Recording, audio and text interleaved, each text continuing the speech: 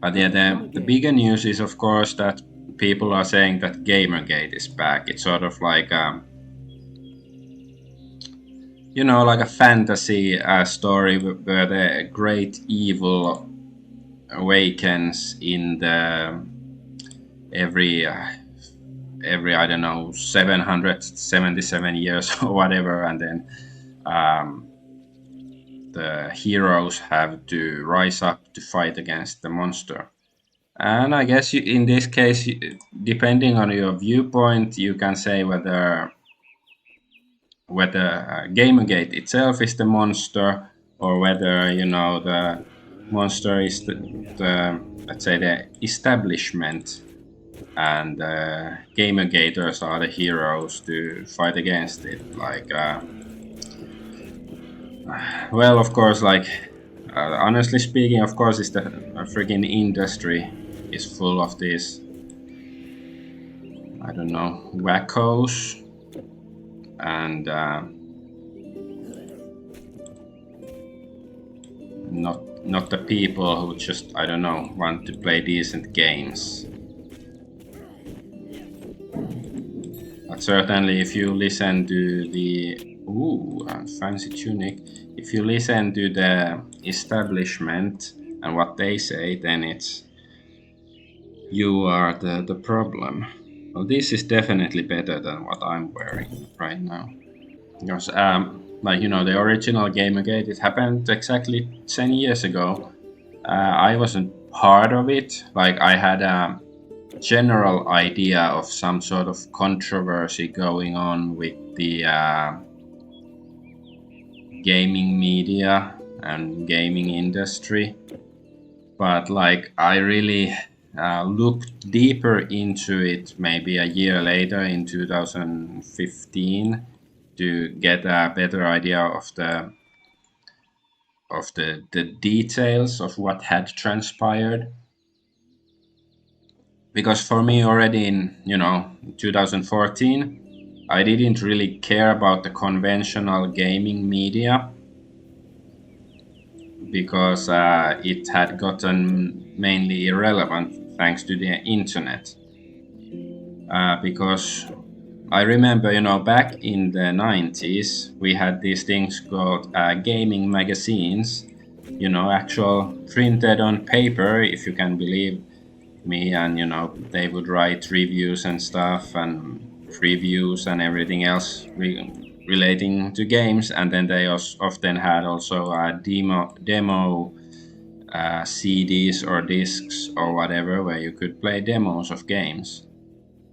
And back then they were relevant because your average dude simply didn't have access to all of the resources and stuff. Oh no. So if you wanted to know if a game was any good, either you had to know somebody who had actually played it and bought it or acquired it in some other magical way. But most likely it was you had to read about it on the magazine and sort of trust their expertise whether it's gonna be any good or not.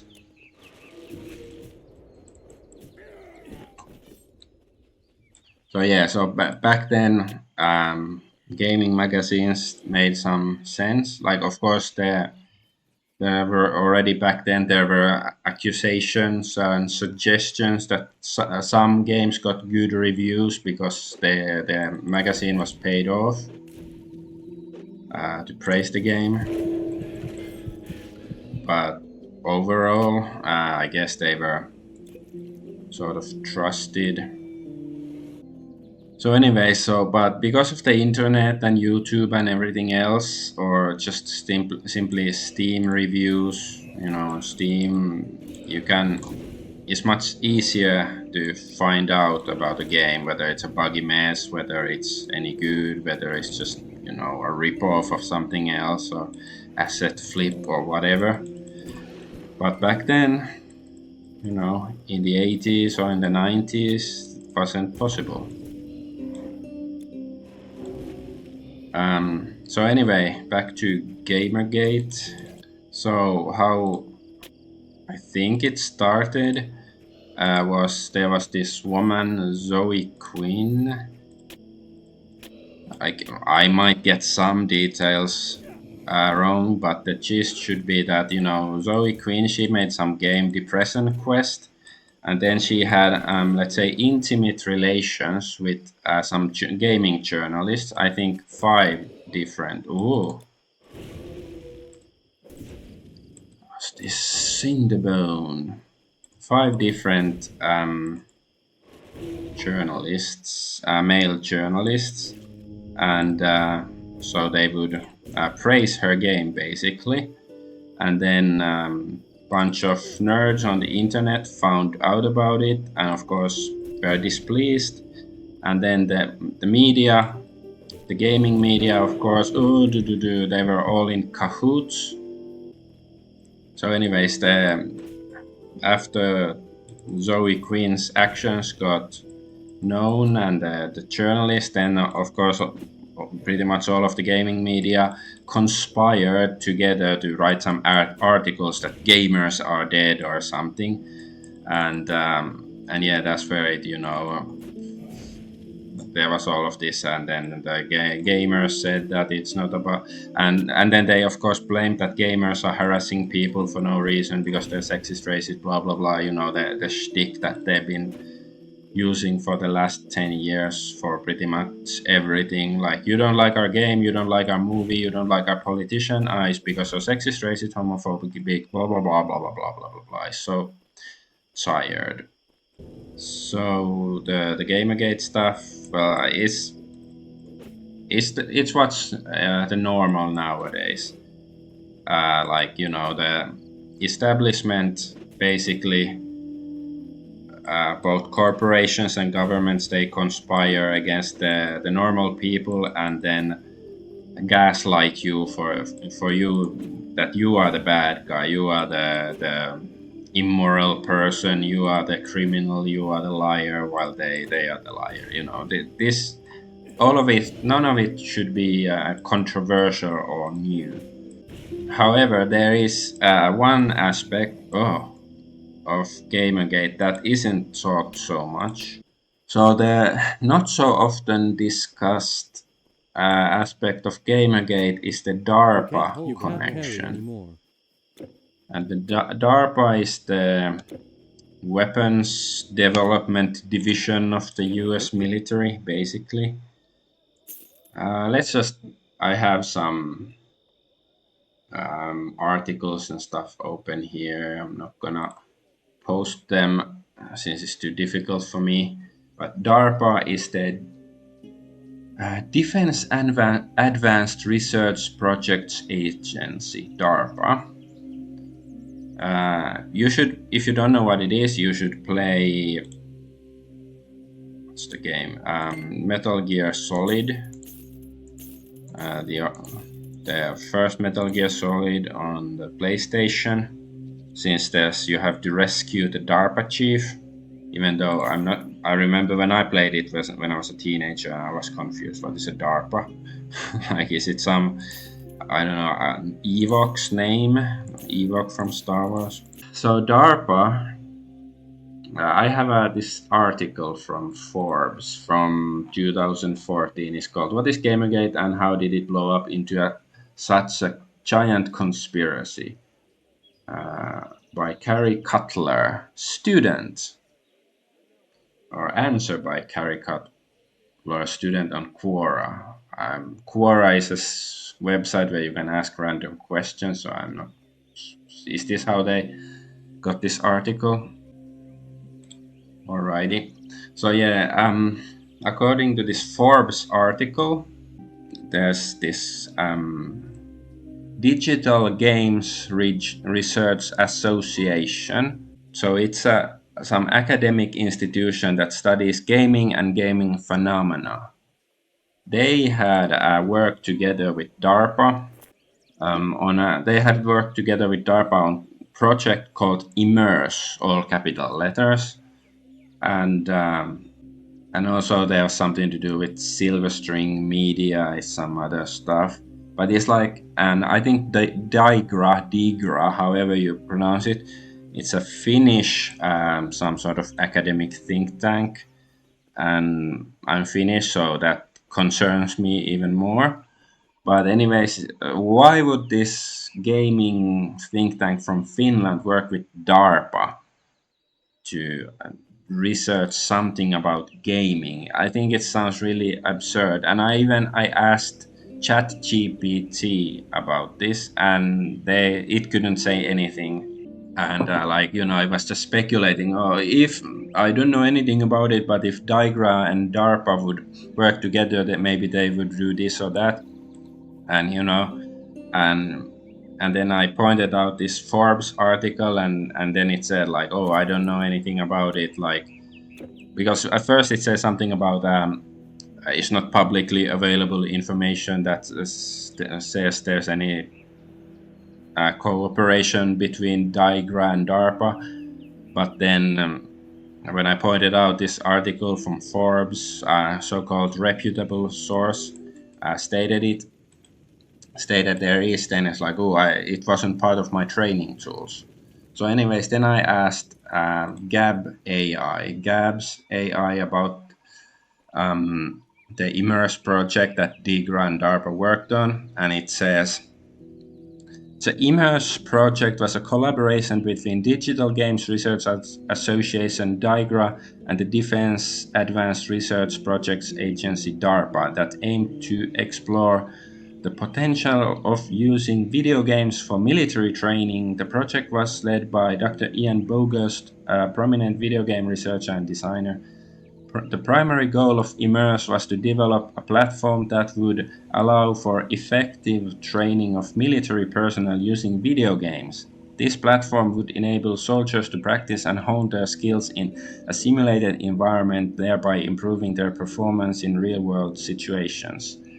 The Immerse project focused on creating game-based training modules for various military tasks such as vehicle operation, reconnaissance, and combat. These modules were designed to be adaptive and responsive, adjusting to the skill level and performance of individual trainees. One significant aspect of Immerse was its emphasis on incorporating advanced artificial intelligence (AI) technologies into the training platform. This AI would enable the games to adapt to the trainees' performance and provide realistic and challenging scenarios for them to navigate. Overall, the Immerse project sought to leverage the engaging and immersive nature of video games to create a more effective and efficient way of training military personnel. While the project has since concluded, its findings and insights continue to inform the development of innovative training solutions for the modern military.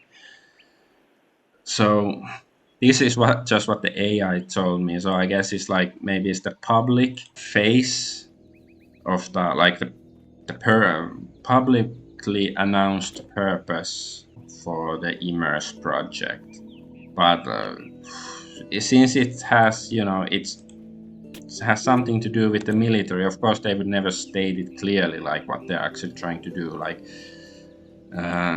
it's just, part and parcel that of course they're gonna obscure certain facts. So it just makes me like, is it really for training? Because I really don't know. I'm just speculating. But it's not. You shouldn't take claims like this at face value.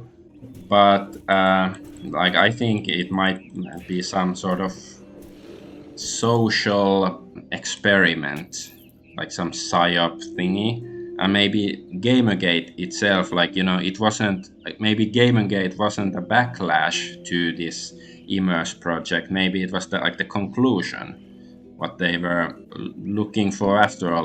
Maybe how do people react when you fuck with their hobbies, or how can you effectively subvert a subculture or a cultural group or something. Maybe it was something like that. And now that Gamergate is apparently making a comeback, I can't help but think that maybe it's not accidental, maybe it's not a coincidence, maybe it's like the second phase in Project Immerse or some other Psy-op research attempt from DARPA. Like, it's just speculation, but I can't help but think that it was all sort of planned for whatever reason. And there's one article just from yesterday, from March 9th. They sort of related. So this is from The Intercept. The feds are coming for extremist gamers. The Department of Homeland Security and FBI are in dialogue with Roblox, Discord, Reddit, and others. I'm not going to read the entire article, it's going to be boring. But yeah, it's from Ken Klippenstein from March 9th of 2024. So it's yesterday, at least for me. So gaming companies are coordinating with the FBI and Department of Homeland Security to root out so-called domestic violent extreme content, and according to a new government report noting that mechanisms have been established with social media companies to police extremism, the report recommends that the national security agencies establish new and similar processes with the vast gaming industry. The exact nature of the cooperation between federal agencies and video game companies, which has not been previously reported, is detailed in a new Government Accountability Office report, so GAO, G-A-O. The report draws on interviews conducted with 5 gaming and social media companies, blah, blah, Roblox, Discord, Reddit, and a game publisher and social media company that asked GAO to remain anonymous. So it's like, which gaming company is gonna sell you out? Place your bets now. I think it's pretty much all of them. Any big corporation is gonna sell you out. There's no difference between government and corporation nowadays, really. Like, as long as the institution is big enough, they're all in cahoots, basically. The Federal Bureau of Investigation and the Department of Homeland Security have mechanisms to share and receive domestic violent extremism threat-related information with social media and gaming companies, the GAO says. The report reveals that the DHS Intelligence Office meets with gaming companies and that the companies can use these meetings to share information with INA, DHS's Intelligence Office, about online activities promoting domestic violent extremism or even simply activities that violate the company's terms of service.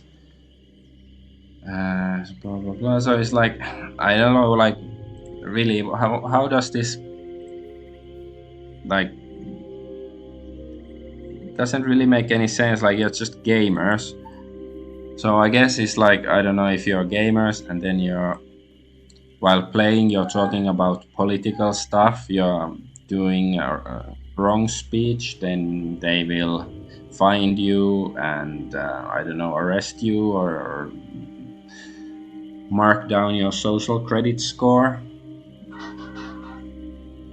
Just skipping ahead, there's some quote about Hassan Piker. All I can think of is the awful track record of the FBI when it comes to identifying extremism.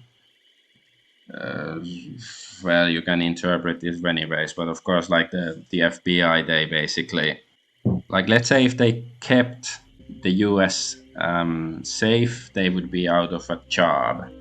They need some bad stuff to happen to justify their existence. It's like, let's say if we magically were healthy all the time and there would be no need for doctors, then there would be no doctors or hospitals or any of that. So yeah, it admits that there is no federal law that criminalizes domestic violent extremism as a category of crime. Since 2019, the US government has employed 5 domestic terrorism threat categories. They are defined by FBI as racially/ethnically motivated violent extremism, anti-governmental, anti-authority violent extremism, animal rights or environmental violent extremism, abortion-related violent extremism, and all other domestic terror threats. It's like simply the whole combat concept of extremism is completely stupid from a reasonable standpoint, because it's basically, it gives the authority an excuse to, they can basically label whatever they want as extremism to curtail your rights. That's what extremism is. Let's just have an example, like strawberry jam. There's bound to be people who like it, people who dislike it, and people who are ambivalent towards it. They don't really care either way, whether your pancakes or whatever have strawberry jam. But then there's the extremists. There's the people who really love strawberry jam, and the people who hate strawberry jam and would never, they might vomit if they had to eat some strawberry jam. So these are the extremists. These are the bad people. That's basically all that extremism actually is. If you commit a crime, if you assault somebody because they tried to serve you strawberry jam, that's a problem. But it's not because the person is extremist because he assaulted somebody. Like, that's something I've had problem accepting in any kind of reasonable argument for a long time about, all these so-called hate crimes or something. If you attack somebody with a tire iron, it's bad, not because of, you did it because of they had this different skin color or whatever, different genetic markers. It's bad because you attacked somebody with a tire iron. That's why it's bad. That's why it is a crime and should be a crime. It's not because of, it's very secondary. Let's get back to the article because I was distracted by that. The GAO study also follows pressure from Congress to stop gaming companies, to top gaming companies to crack down on extremist content. Last March, Senate Judiciary Committee Chair Dick Durbin, DI11, sent letters to gaming companies Valve, Activision Blizzard, Epic Games, Riot Games, Roblox Corp, and Take-Two Interactive, demanding that they take actions to police gamers. Okay, unlike more traditional social media companies, which in recent years have developed public-facing policies addressing extremism, created trust and public safety teams, and released transparency reports, online gaming platforms generally have not utilized these tools. It's like, why should I? Like, this whole concept of extremism, it's nothing more than, it's a tyranny. You are ruled by tyrants, and they want to limit communication between regular people. This is all it is. There is no other way to interpret this. Like a reasonable. This is the only reasonable interpretation. Yeah, so it even says here like the online gaming platforms generally have not utilized these tools for DOJ and the online video game industry to communicate and coordinate. Because it's basically saying if people are allowed to talk to themselves freely, it's bad. It promotes extremism. That's all it is. So yeah, then it says something about terrorism and blah blah, domestic violent extremist. If being sort of magnanimous and giving them the benefit of the doubt, they haven't really made a good effort on saying how does allowing people to talk freely on their gaming platforms and stuff, how is it extremism, how does it promote violence or anything. There's federal law enforcement and intelligence have long focused on gaming as an avenue for both radicalization as a backdoor platform for extremists to communicate. Okay, am I doing that? I am talking. Well, it's just that I don't know what kind of news agency The Intercept is that wrote this article, but it's like I'm just discussing what they're saying. Of course, it talks about the Anti-Defamation League. Yeah, the GAO report cites over a dozen expert participants in the survey, including the Anti-Defamation League or the Defamation League, as well as the Pentagon-funded RAND Corporation and several academic institutions. Yeah, RAND Corporation is part of the military-industrial complex, some sort of think tank for that. Why are these? This is like the original Gamergate. It had something to do with DARPA, and now this is the RAND Corporation is involved with this stuff. So I don't know WTF is going on, but I think it's sort of alarming and like what. And yeah, then they discuss something if AI can be used to identify extremist conversations and so on.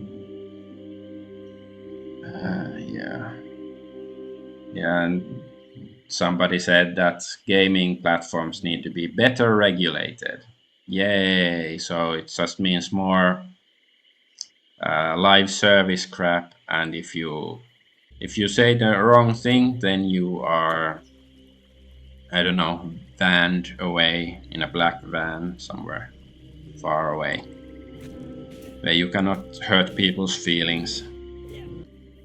But yeah, so what I find sort of odd about all of this is why, because maybe they are too dumb to realize it, but like, you know, if you just let gamers play games and enjoy their games, they are less likely to become politically active and you know, get in the way of your political agendas and stuff. But if you start shitting on gamers like this, then they are, you know, they will, some of them will fight back and they will oppose your agendas more vehemently, because I think unfortunately a lot of gamers, they don't really care about what is going around them as long as they have good games to play. But you know, as should be clear by now, for some reason the establishment doesn't want you to have good games to play. So I don't know, maybe the establishment wants the people to so-called extremists to fight against. Maybe that's it. I don't really know. I'm just so yeah, this is why I'm so. This is what makes me feel perplexed over this. Is, you know, that they have to be shitting on gaming. Like, you know, why they have to.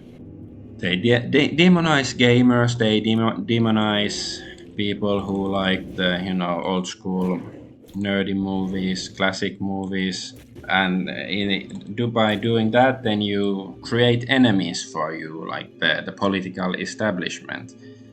Whereas, you know, otherwise they would be passive consumers basically. So they are turning gamers and nerds and geeks and stuff from consumers to activists, at least some of them. So is this what perhaps that was their master plan all along, since the DIGRA and DARPA Project Immerse stuff? Like, I don't know, maybe somehow they can still manipulate, or maybe they don't really care so much about the end result of political bickering, because the military-industrial complex will be there no matter what, whether it's the liberals or the conservatives in charge or what. I'm not quite sure, but I'm just pointing out possibilities. So yeah, that's what's weird to me. And then, you know, there's the Sweet Baby Inc. controversy going on, and was there somebody from Sweet Baby Inc. who was shitting on Akira Toriyama, you know, the manga artist who invented Dragon Ball, and then she got banned from Twitter for harassment or something like that. So I don't know, but I sort of think that, you know, there's a much bigger game going on than simply Sweet Baby Inc. They're not the ones who came up with all of these, you know, weird ESG, DEI policies to screw with your games. Yeah, this article about the feds who are coming for quote unquote extremist gamers.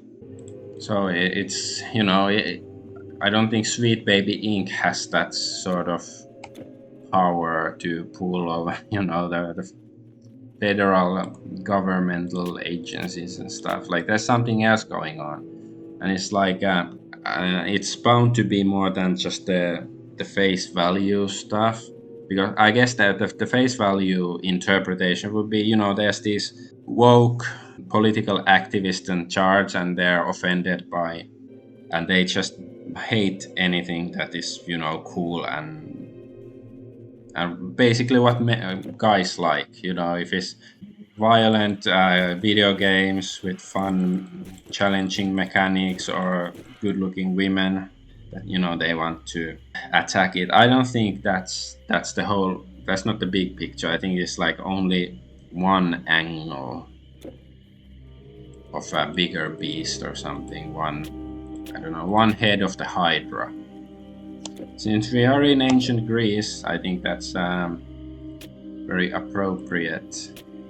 Psy-ops and government manipulation of the public has been going on for thousands of years. It's nothing new. It's not some wacky conspiracy theory. You know, ancient Rome, they had a couple of policies. Divide impera is the divide and conquer. So basically, let's say Rome conquered two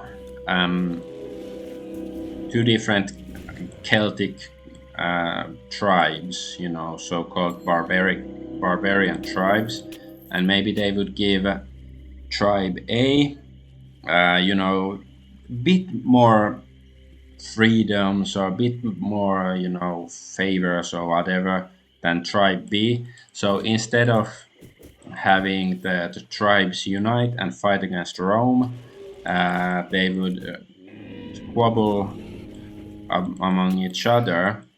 For, you know, they wanted to be the one favored by Rome, and, you know, not the other. So that was a good policy, and this is certainly this is what all of this wokeness is to begin with, because at least the best argument I've heard about it is because, like, back in 2011 there was Occupy Wall Street, and a bunch of people from all political divides were identifying their enemy as the so-called 1%.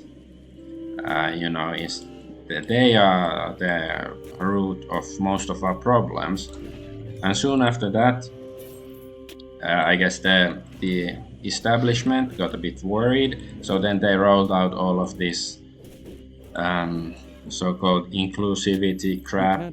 So yeah, it was soon after Occupy Wall Street, or perhaps during it already. Like, you know, they really started pushing this division between people, this cultural Marxism, the division between people based on their ethnic or sexual identities.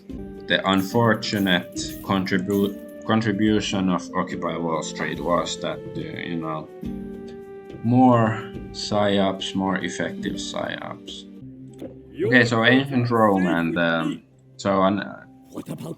In addition to the divide and conquer, they also had Kirkenses, or bread and circuses.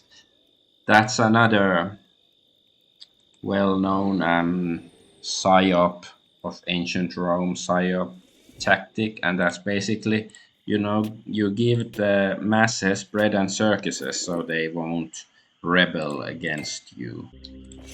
So yeah, bread and circuses, because, you know, the policies of you know, trying to ruin video games, movies and video games and all this nerdy stuff, it's going against the principle of bread and circuses, which I find a bit weird. like it could be simply that it's bunch of Puritans basically, but well, completely insane Puritans. At least like the old school Puritans had some point of trying to promote decency and stuff. So it's almost like like the political elite, they wouldn't doesn't want the public to be too lazy. They want them to be more active politically to fight against something. Like that's how it looks to me, and I don't really understand why. Because you think it would be more beneficial for them if most of the public was clueless consumers. But whatever their motivations are, the underlying fact is that these sort of psyops have been going on for thousands of years. And I don't think it's just Rome that did it, but it's just Rome is most famous for it.